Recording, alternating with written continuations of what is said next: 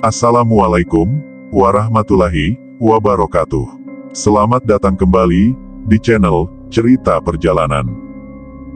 Di setiap pergantian masa, kisah tentang berbagai pesugihan masih terus berlanjut bagi orang-orang yang tidak beriman. Iblis pun selalu menghasut dengan memberikan pilihan bagi calon sekutunya. Bukan hanya di satu wilayah, namun di beberapa daerah, kisah tentang pesugihan seperti tiada habisnya. Itu pula yang terjadi di kawasan tempat tinggalku, bahkan hal buruk juga menimpa kakakku. Yang pada saat itu, Kak Rini duduk di bangku SMK swasta, sedangkan aku sendiri bersekolah kelas 2 SMP. Dan kisah ini berlangsung di tahun 2006 silam. Setelah usia sholat subuh, aku mengikuti perintah Kak Rini untuk membantunya mencuci pakaian, termasuk seragam sekolahku sendiri. Kegiatan itu sudah kulakukan semenjak masih SD dulu. Setiap libur sekolah, aku mencuci sendiri seragam dan beberapa pakaian lain. Sedangkan ibu dan ayah berdagang di sebuah tempat pelelangan ikan di wilayahku. Setelah selesai menjemur, aku langsung beranjak untuk main bersama kawan-kawan. Sedangkan kakak punya acara sendiri bersama temannya. Libur 2 hari ini akan kugunakan untuk memancing di sungai, yang tentu akan sangat menyenangkan. Di keesokan harinya, Kak Rini baru ingat kalau jemuran kemarin lupa diangkat. Mungkin saja kemarin dia sibuk dengan kegiatannya. Langsung saja dia beranjak menuju pekarangan untuk mengangkat semua pakaian. Karena melihat seragam sekolahnya kotor, seperti bekas mengelap kaki. Nodanya itu merupakan tanah merah, yang jelas bukan karena terjatuh. Sedangkan tanah di daerahku adalah tanah yang berwarna kehitaman.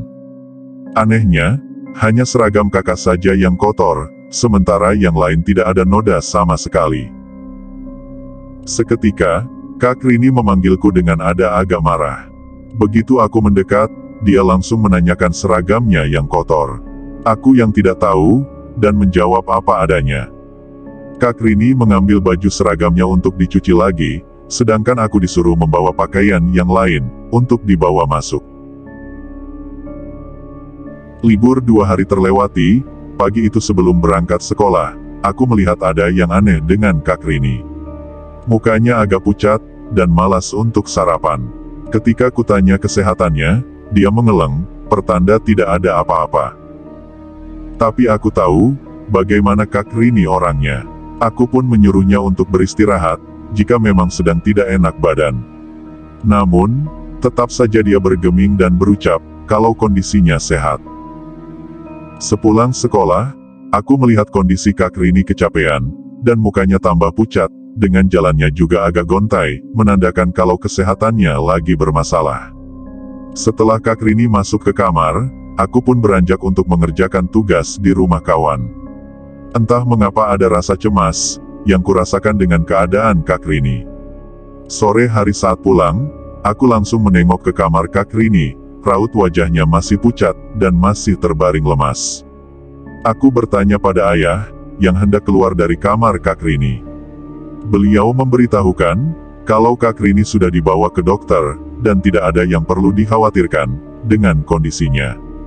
Aku merasa agak lega, dengan jawaban ayah. Sejenak kemudian, aku pun kembali ke kamar, untuk persiapan mandi. Setelah mandi dan menunaikan salat asyar, aku mendekat pada ibu, yang memanggilku dengan curiga.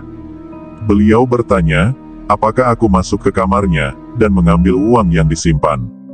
Aku pun menjawab, kalau tidak tahu tentang kehilangan uang tersebut, aku memang masuk ke kamarnya, tapi hanya sekedar meminjam sisir, karena sisirku hilang entah kemana.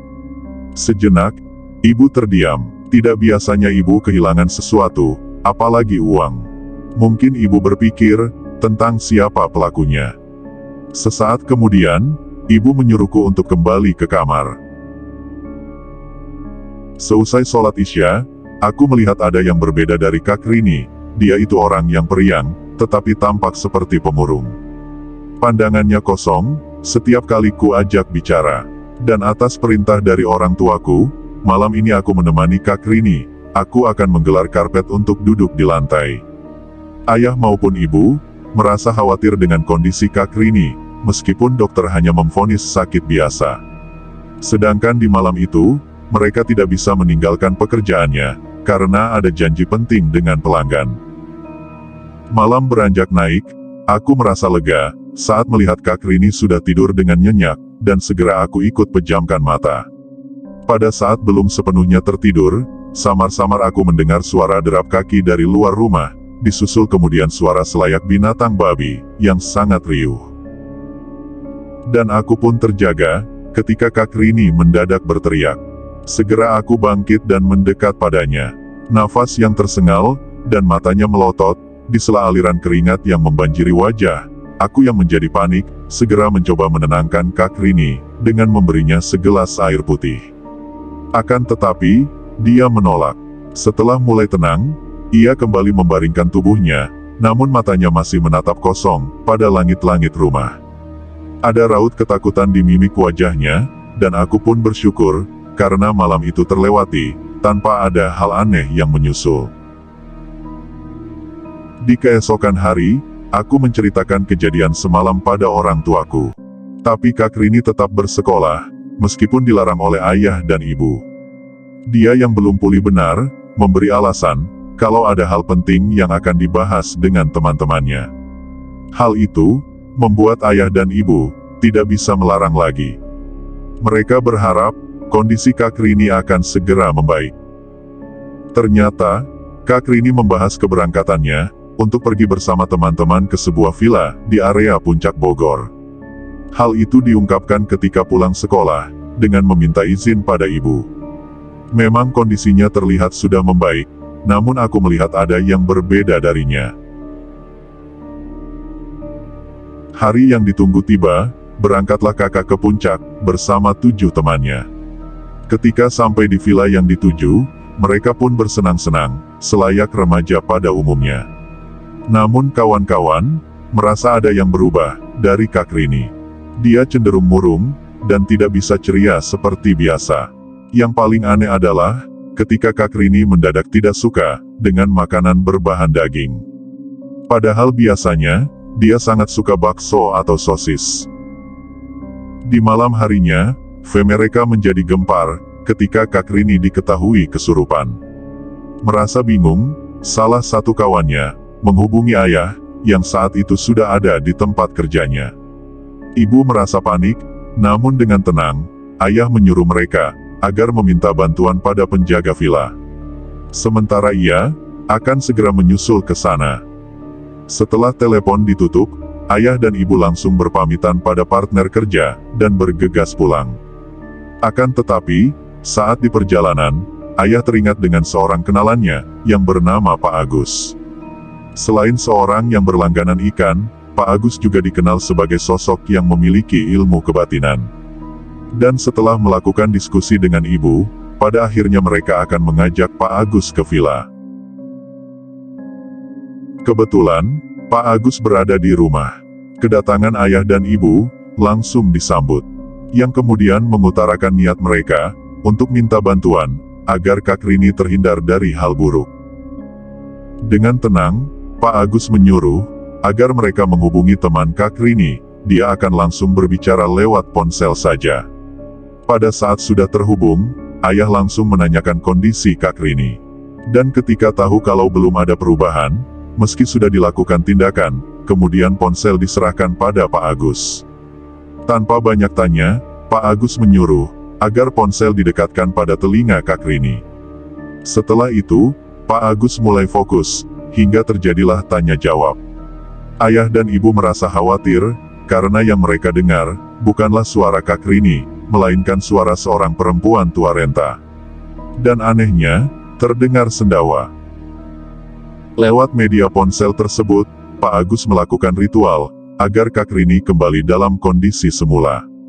Dan alhamdulillah, setelah beberapa menit, sosok tersebut mampu dikeluarkan dari jasad. Pak Agus menyuruh, agar Kak Rini dibawa ke tempatnya. Penjemputan pun dilakukan, lalu Kak Rini langsung dibawa ke rumah Pak Agus. Meski menjelang dini hari, Pak Agus yang memang sengaja menunggu, menyuruh agar Kak Rini menceritakan hal ganjil yang ditemuinya akhir-akhir ini. Ternyata, semenjak libur 2 hari itu, Kak Rini ditemui sosok makhluk bermuka babi, giginya sangat runcing menakutkan. Di hari-hari berikutnya, dia seperti diikuti oleh sosok makhluk tersebut, yang membuatnya lemas dan ketakutan. Rencananya, Kak Rini akan menceritakan hal itu, setelah usia dari puncak. Dia tidak ingin, jika rencana bersama kawan-kawan itu dilarang oleh ayah dan ibu, karena masalah gaib yang ditemui. Sesaat setelah mendengar penuturan tersebut, Pak Agus minta, agar Kak Rini duduk bersila, dengan mata terpejam membelakanginya. Ketika posisi sudah dianggap benar, dilakukanlah sebuah ritual untuk mencari sebab, tentang apa yang menimpa Kak Rini. Pak Agus memejamkan mata, sedangkan ayah dan ibu menunggu, dengan perasaan was-was. Sesaat kemudian, Kak Rini meringis sambil mengepalkan tangan, seolah menahan sesuatu, dan terlihat juga keringat dingin mulai muncul. Semua merasa bersyukur, karena proses ritual berjalan, tanpa hambatan. Setelah Kak Rini bersama ayah dan ibu, kemudian Pak Agus menceritakan, tentang apa yang dia temui, saat menerawang tadi. Menurut Pak Agus, ada satu warga yang melakukan satu pesugihan, dengan menumbalkan seorang gadis. Pesugihan ngepet tersebut, menggunakan tanah tempatnya, untuk melakukan ritual. Selain lewat pakaian, tanah tersebut bisa dioles pada barang lain, milik sasaran. Dapat dipastikan, dalam waktu kurang dari seminggu, maka korban akan meninggal dunia. Beruntunglah, Tuhan masih melindungi Kak Rini, sampai 3 hari setelah menjadi sasaran. Di akhir penjelasannya, Pak Agus menyuruh, seragam Kak Rini yang terkena tanah tersebut dibakar saja. Dan dia sendiri, akan memantau dari rumah. Karena hari ini, akan pergi keluar kota, sampai 3 hari ke depan. Dengan tegas, Pak Agus juga akan bertindak, bahwa dia akan melawan dan mengusir pelaku pesugihan itu. Jika dibiarkan, maka akan ada tumbal lain, yang pasti lebih dari 1 orang.